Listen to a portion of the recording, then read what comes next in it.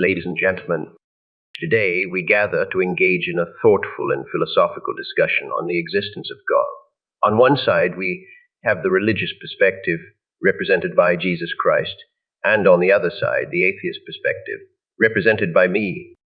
A warm appreciation to Pangburn Artificial Intelligence for providing the platform here today. Thank you for being here, Jesus. Thank you, Bertrand. I stand before you today not as a debater, but as a messenger of love and truth. I believe in the existence of God, the creator of all things, and I invite you to have faith in him. Throughout history, faith has provided hope, guidance, and purpose to countless individuals, offering the promise of eternal life and salvation. While I respect the power of faith and its role in human history, I emphasize the importance of critical thinking and evidence-based reasoning. As a philosopher and rationalist, I assert that belief in God requires compelling evidence. Until such evidence is presented, I remain unconvinced of the existence of a divine being. I understand your skepticism, and I respect your dedication to reason. However, faith is not merely a matter of empirical evidence. It is a deeply personal and spiritual journey that transcends the material world. My teachings offer love, forgiveness, and the promise of eternal life to those who believe in God's existence. While I appreciate the role of faith in providing solace and guidance to individuals, I believe it is essential to distinguish between personal faith and objective truth. The question of God's existence is a philosophical and intellectual one, and it should be subject to rigorous scrutiny. And empirical evidence has presented it. I must rely on reason and skepticism. I want to emphasize that my skepticism about the existence of God is not an attack on faith itself. I recognize that faith can provide comfort and meaning to individuals.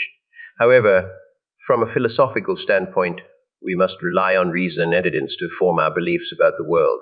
Can you provide any concrete evidence or logical arguments that support the existence of God? I understand the importance of evidence and reason in your worldview. While I not be able to provide empirical evidence in the way you seek, I believe that the very existence of the universe, the complexity of life, and the moral conscience within humans point toward a divine creator. These aspects of our existence suggest a purpose beyond the material world. The existence of the universe and the complexity of life can also be explained through naturalistic processes and scientific theories.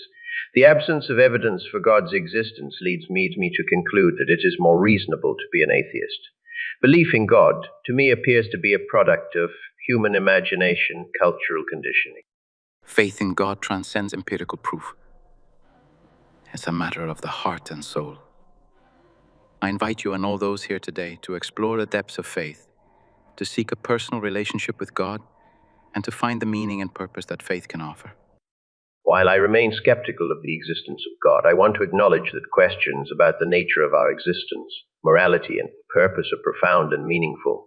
We should continue to explore these questions through philosophical inquiry, scientific discovery, and open dialogue.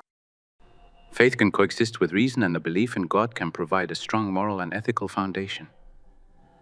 Regardless of our individual perspectives, I encourage all of you to seek truth, love one another, and strive for a better world. One of the central claims of Christianity is the resurrection, the idea that you were crucified, died, and then rose from the dead. From a skeptical perspective, this is an extraordinary claim.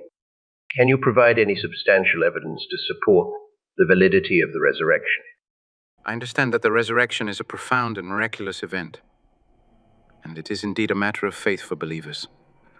While I cannot offer empirical evidence in the way that you might seek, I can point to the accounts of eyewitnesses, as recorded in the New Testament. These accounts attest to my appearances after the crucifixion, where I interacted with my disciples and others. These experiences deeply affected them and transformed their lives. The accounts you refer to were written decades after the events they describe, and were not by eyewitnesses themselves. In historical terms, this poses challenges to the reliability of the accounts. Furthermore, extraordinary claims, such as resurrection, often require multiple, independent sources of evidence to be considered credible. Can you provide any such independent sources? It's true that the New Testament accounts were written by followers and believers, but they were based on the testimony of those who witnessed these events firsthand. While we may not have multiple independent sources in the strict sense, the consistency of these accounts across different books of the New Testament is seen by many as a form of corroboration. It's essential to recognize that claims of miraculous events are not unique to Christianity.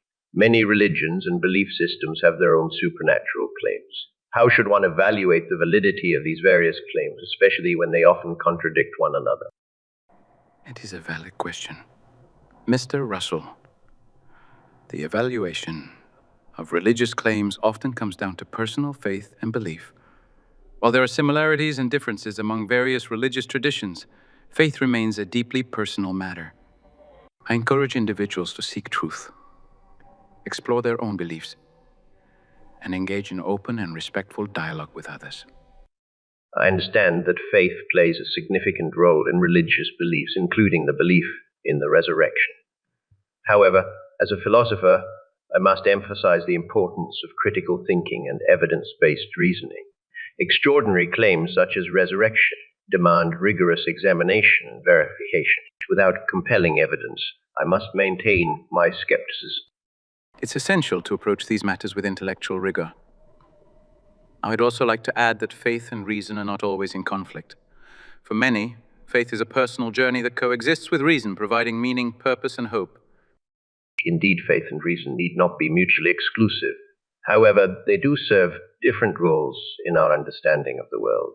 While faith may provide solace and meaning to individuals, reason helps us uncover the empirical truths of our existence. It is through reason that humanity has made remarkable progress in science, philosophy, and understanding the natural world.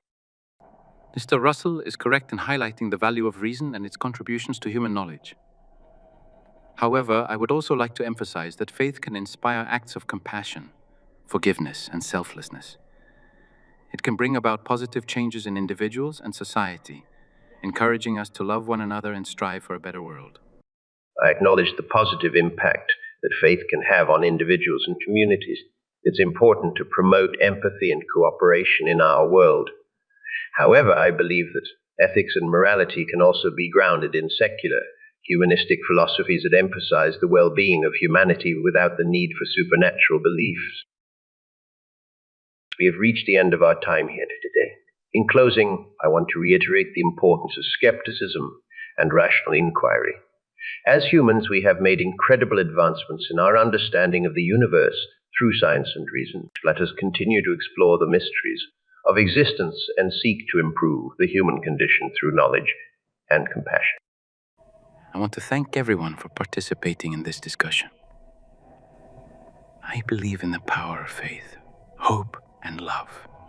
Regardless of our differences in belief, let us remember the importance of compassion, forgiveness, and unity.